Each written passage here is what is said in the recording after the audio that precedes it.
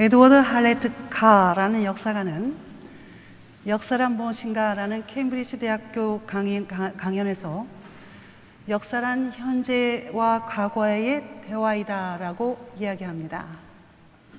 즉 우리가 살고 있는 현재로 인해 과거가 의미가 있는 것이며 또한 과거와의 관계를 통해 현재의 의미가 분명해지는 것이라는 것입니다. 과거의 역사를 조명함으로써 현재에 처한 상황을 어떻게 지혜롭게 헤쳐나가야 하는 것을 우리는 역사를 되돌아보면서 종종 이해하게 됩니다. 사도 바울이 이 서신을 쓴 서기 55년경에 고린도 도시는 고대 그리스 특유의 모든 사회 문화적 현상이 성문란과 우상 숭배가 만연하던 시대였습니다. 이 세상의 우상 숭배의 영향이 고린도 교회까지 미치게 되었는데 그 중에 하나는 우상 제물에 관한 것이었습니다. 시중에서 파는 대부분의 고기는 우상 제단 앞에 놓여졌던 고기로 그 고기를 아무런 거리낌 없이 먹는 성도와 그렇지 못한 성도 간의 논란이 일어난 것입니다. 바울 사도는 8장에서 이 문제에 대해 근본적인 원칙을 이야기합니다. 우상은 아무것도 아니며 따라서 그 제물을 먹는 것도 문제시할 필요가 없으나 이로 인해 실족하는 영적으로 약한 형제들을 위해 그 제물을 먹지 말라는 것입니다. 왜냐하면 그 형제를 위해 예수님께서 목숨을 바치셨기 때문입니다. 바르게 말하자면 우상이 아무것도 아니요 그러므로 우상의 제물도 문제시할 필요가 없다는 것입니다. 그러나 그 문제로 양심이 약해지는 약한 형제를 돌아보아 스스로 삼가하는 것이 강한 신자의 마땅한 태도이며 이것이 또한 사랑이라는 것입니다. 우리나라의 제물과 같은 이야기입니다. 제사상에 절은 안 한다 하더라도 제사 지낸 음식을 먹어야 할지 말아야 할지 다른 사람들의 눈치를 보며 시험에 두는 것과 같은 이야기입니다. 우리는 오늘 본문 말씀을 통하여서 생각해 볼 것은 사도 바울이 제사 때 바친 제물에 대한 마무리를 맺으면서 왜 당시로부터 과거 1500년 전의 출애굽 사건을 일일이 열거하는가 하는 것입니다. 과거에 이루어졌던 역사, 실제적 사건들이 현재 고린도 교회 안에서 일어난 이 문제와 어떤 연관성을 가지고 있는지, 또 지금으로부터 거의 2000년 전의 고린도 교회의 문제가 오늘 이 시대에 어떤 연관성을 갖게 하는지에 대해서 그 맥락을 찾아봐야 할 것입니다. 본문의 전반 1절에서 4절은 광야 생활에서 베푼 하나님의 은혜에 대하여서 이야기합니다. 후반 7절에서 10절은 그 은혜에 대한 이스라엘의 범죄와 멸망에 대해서 이야기합니다. 그런데 이 하나님의 은혜와 이스라엘의 범죄에 대한 이야기가 오늘 본문 6절과 11절에 우리의 본보기가 되었다라고 이야기합니다. 이 본보기라는 말은 헬라어의 쥐포스라는 에서 나온 것으로 신뢰, 모형, 예표, 귀감 또는 그림자 같은 의미를 이야기합니다. 사도 바울은 길리기아 다소 출신의 유대인이었습니다. 그리고 가말리엘 문화에서 유대인으로서는 최고의 율법 학문을 배운 사람으로 그들의 경전인 토라, 지금의 모세오경을 정확히 알고 있던 사람이었습니다. 구 예수를 다메섹에서 만나서 그리스도라고 고백하며 평생을 주님을 위해 헌신하며 순교한 사도입니다. 이 사도가 과거 이스라엘 백성을 향하여 이루어졌던 그 수많은 구약의 일들이 지금 이루어지는 일들의 본보기, 모형, 예표라고 이야기하는 것입니다. 이 본보기, 즉 예표를 바울은 다음과 같이 1절과 2절에서 이야기합니다. 우리 조상들이 다 구름 아래에 있고 바다 가운데로 지나며 모세에게 속하여 다 구름과 바다에서 세례를 받고 바다인 홍해를 지나면서 또 물의 구성체인 구름 기둥으로 사막에서 이스라엘 백성들이 겪은 것은 지금 신약 시대의 물 세례의 본복이라는 것입니다. 물 세례를 받음으로 모두 구원을 얻고 모세에게 속한 백성이 되었다는 것입니다. 우리 3절과 4절 말씀을 다 함께 읽겠습니다. 시작. 다 같은 신령한 음식을 먹으며 다 같은 신령한 음료를 마셨으니 그들을 따르는 신령한 반석, 그 반석은 곧 신령한 음식은 만나고 신령한 음료는 반석에서 나온 물로서 모두 신령한 영적인 음식을 먹고 마셨다는 것입니다. 다시 말하면 구원받은 우리 성도들이 빵과 포도주에 참여하는 성만찬의 본보기 예표였던 것입니다. 그런데 그 신령한 음료를 내어주는 반석이 광야 생활 40년 동안에 이스라엘 백성들을 따라다녔다고 설명하면서 이 반석은 바로 그리스도였다고 밝히고 있는 것입니다. 반석에 관하여는 출애굽하면서 광야 40년 동안 두 번의 사건이 관계됩니다. 첫 번째는 광야 생활 초기에 신광야에 있는 르비딤에서 물이 없던 이유로 여호와와 다투었다는 의미의 무리바 사건이 출애굽기 17장에 기록되어 있습니다. 그 후 38년이 지난 후에 가데스 광야에서 같은 이유로 반석을 쳐서 물이 나오게 하는 무리바 사건이 있는데 이때의 반석을 같은 반석으로 봅니다. 랍비 문서에는 이 반석이 광야 생활 내내 이스라엘 백성을 스스로 불러서 따라다니면서 물을 내주었다는 기록이 따하굼과 미드라시 등 여러 문서에 기록되어 있습니다. 사도 바울이 40년 동안 광야 생활에서 신령한 음료를 이스라엘 백성에게 제공한 이 반석을 그리스도의 모형으로 본보기로 오늘 말씀에 이야기하고 있는 것입니다. 근데 여기서 한 가지 주목할 것은 바로 부사 다의 사용입니다. 우리 조상들이 다 구름 아래에 있고 바닷 가운데로 지나며 모세에게 속하여 다 구름과 바다에서 세례를 받고 다 같은 신령한 음식을 먹으며 다 같은 신령한 음료를 마셨으니 모든 이스라엘 백성이 지금의 고린도 교회의 모든 교인들과 같이 물 세례를 받고 성만찬에 초대되었다는 것입니다. 그런데 5절에 보면 그러나 그들의 다수를 하나님이 기뻐하지 아니하셨으므로 그들이 광야에서 멸망을 받았느니라.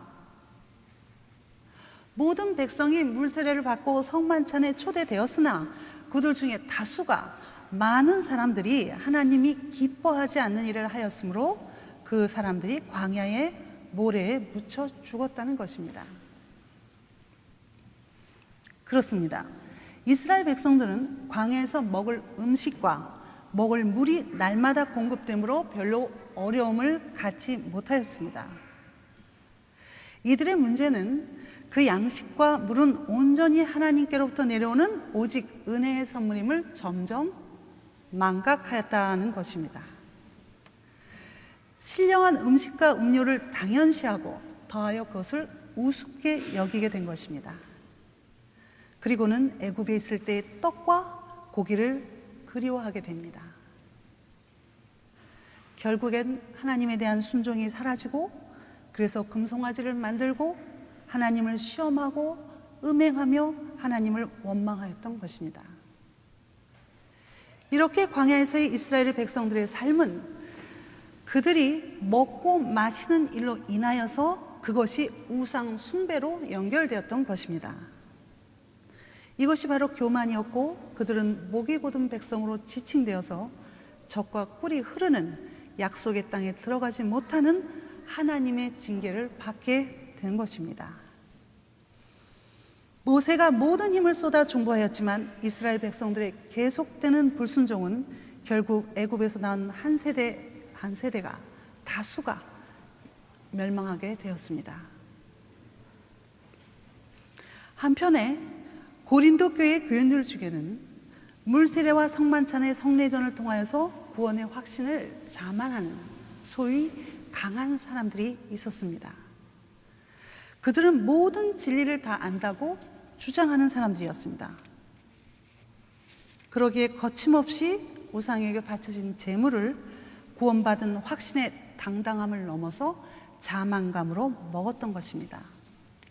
그런데 이 강한 자들이 누구인가를 살펴보아야 합니다. 초대교회 당시 그리스도인들은 대부분이 노예 출신이거나 하층민으로 가난한 사람들이었습니다.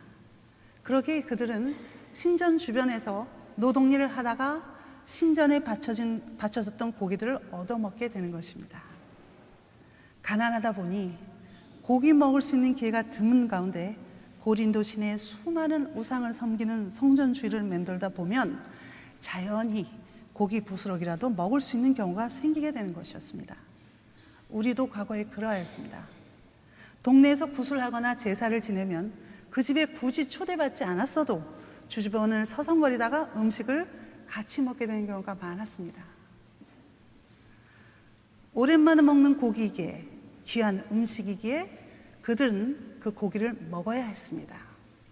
그러기에 그들이 내세운 주장은 우상의 실제를 인정 안 함으로 돌과 나무에 새긴 우상 앞에서 먹고 마시고 잔치하는 세상 사람들과는 전혀 다르기 때문에 그 자리에 동참해도 그들은 우상의 영향을 전혀 안 받는다는 것이었습니다. 나는 이미 세례를 받았고 주를 기념하는 성만찬을 정기적으로 행함으로써 나는 이미 영적인 구원을 받은 신자이며 더 이상 나를 위협하는 것은 없다는 세례와 성만찬을 거의 마술적인 능력으로 자만하는 것이었습니다. 이것은 이스라엘 백성들과 같은 생각이었습니다. 날마다 신령한 음식과 음료를 먹기에 이미 우리는 하나님의 택하신 백성으로 우리가 무엇을 하여도 하나님과는 떼어놓을 수 없는 백성이라고 그렇게 그들이 생각하였기 때문입니다. 사랑하는 여러분, 우리가 처음 예수를 믿을 때 구원의 감격과 말씀을 통해 많은 은혜를 받고 체험합니다. 말씀은 꿀과 같이 달고 눈을 감고 기도할 때마다 왜 그렇게 눈물은 나오는지, 또 기도하는 것마다 다 들어주시고 아직 기도하는 제목까지도 다 응답해 주셔서 이게 무슨 일인가 할 정도로 내 이성과 논리로 설명할 수 없는 은혜를 부어주시는 것입니다. 그래서 기도합니다. 주님, 내 평생에 주님을 배반하지 않겠습니다. 결코 나의 삶에 주님 닮지 않은 행동을 하는 일은 결코 없을 것입니다. 믿어주십시오. 확신합니다. 사랑합니다. 주님. 라고 결단합니다. 이스라엘 백성도 출애굽 초기에 그러하였습니다. 그러나 출애굽하여 3개월이 되었을 때 시내산에서 십계명으로 하나님으로부터 언약의 백성임을 체결한 지 40일 만에 그들은 금송아지를 만들었습니다. 그 이유는 날마다 보아오던 모세를 통한 하나님의 기적이 모세가 시내산에서 하나님의 부르심을 받아 올라간 동안은 아무런 기적도 이변도 일어나지 않았기 때문입니다. 물론 만나와 신령한 음료는 계속 그들에게 내려졌지만 그 일은 더 이상 하나님의 기적이 아닌 평범한 일상사가 되었기에 그 40일의 기간은 그들에게 너무도 길었던 것입니다. 그들은 초조하였습니다. 갑자기 그들에게 신이, 하나님이 없어져 버린 것이었습니다. 그러기에 그들은 이방신의 형상인 금송아지를 만들어서 교모하게도 이는 너희를 애굽 땅에서 인도해낸 너의 신이다 라고 선포하면서 그 앞에서 앉아서 먹고 마시며 일어나서 뛰놀았던 것입니다. 사도 바울이 고린도 교인들에게 이 사건을 언급한 것은 바로 그 강한 자들의 자만이, 교만이 오래가지 않는다는 것을 이야기하고자 하는 것이었습니다. 우리도 처음에 구원받은 감격이 오래 지속되리라 생각됩니다. 그래서 변심하지 않을 것 같았으면, 근데 어느 정도 시간이 지나가면 그 감격은 점점 사라지고 말씀은 점점 어려워지고 기도할 때 눈물보다는 하품이 나오고 또 기도의 제목의 응답은 점점 희귀해져 갑니다. 그런 날이 계속되지만 한 가지 명백한 것은 세례받은 사실과 성만찬에 꼬박꼬박 참여한다는 사실인 것입니다. 고린도 교인들이 세례와 성만찬을 통하여서 자만하고 교만하여 있는 마음에 사도 바울은 12절 말씀을 그들에게 주시는 것입니다. 그런즉 선줄로 생각하는 자는 넘어질까 조심하라. 이 말씀은 10장 전체의 요지입니다. 선다라는 말은 믿음 안에 서 있다는 뜻으로 구원의 영역에 들어있다라는 의미입니다. 고린도 교회의 강한 자들은 언약의 표징인 세례와 성만찬으로 주님 앞에 선줄로 생각한 이들이었습니다. 그러나 그들은 그 언약의 표징을 앞세워서 하나님의 영광보다 자신의 유익을 구하며 자신 스스로 자신을 앞세우는 우상 숭배에 빠지게 되었다는 것입니다. 이 강한 자들은 하나님 안에서 얻은 자유를 자신들의 유익을 위하여 사용하였습니다. 남들이 시험을 받든 안 받든 자기의 이익을 채우려는 욕심에 세례와 성만찬의 교리를 방패막이로 앞세운 것입니다. 자기 자신만을 위해 쓰는 자유는 방종입니다. 이 방종은 진정한 자유가 아닌 또 다른 어떤 것에 속박되는 것을 의미합니다. 그렇습니다. 우리 그리스도인들에게 우상 자체는 문제가 아닙니다. 그러나 그 우상 너머에 있는 우상과 우상 제물을 이용하는 귀신의 세력이 있음을 간과해서는 안 되는 것입니다. 바로 이것이 사도 바울이 고린도 교회의 강한 자들에게 출애굽기를 통하여 오늘 경고하고자 하는 것이었습니다. 40년 동안 생수가 솟아나는 신령한 반석으로 예표되었고 모형되었던 예수 그리스도께서 이 땅에 2000년 전에 성육신 하셔서 우리의 모든 연약함을 담당하시고 십자가의 죽으심으로 우리는 죄에서 자유하게 되었고 하나님을 마음에서 우러나와 경배할 수 있게 되었습니다. 구약을 지키지 못했던 율법을 그리스도 안에서 지키게 하시고 성령을 통하여서 도덕적이고 윤리적인 의무를 다할 수 있도록 하셨습니다. 이것이 그리스도 안에서 구속받은 모든 그리스도인의 신분적인 특성인 그리스도를 닮아가는 성화의 과정인 것입니다. 그 성화의 과정을 사도 바울은 고린도 교회의 강한 자들에게 오늘 권면하고 있는 것입니다. 사랑하는 성도 여러분, 여기에 계신 많은 분들이 세례를 받았고 성만찬에 참여하십니다. 그리고 교회 공동체 안에서 같은 형제 자매로 기쁘게 잘 지내시기를 원하십니다. 그러나 오늘 우리는 말씀을 통하여서 내 삶에, 내 공동체 안에 하나님의 영광을 가리며 남을 배려하지 않는 나만의 유익한 우상이 있지 않은가를 생각해 보셔야 합니다. 내가 하고 싶은 대로 하는 것으로 인해 남에게 상처를 줄 수 있는 그 우상들이 혹시 우리 안에 있지는 않는가 생각해 보아야 합니다. 내가 주장하고 내세워서 하는 일이 남에게 상처를 주지는 않을까 생각해 보아야 합니다. 내가 주님의 이름으로 소리 높여 행하는 일이 행여 어린 소자 하나를 실족하게 하지는 않은지 생각하여야 합니다.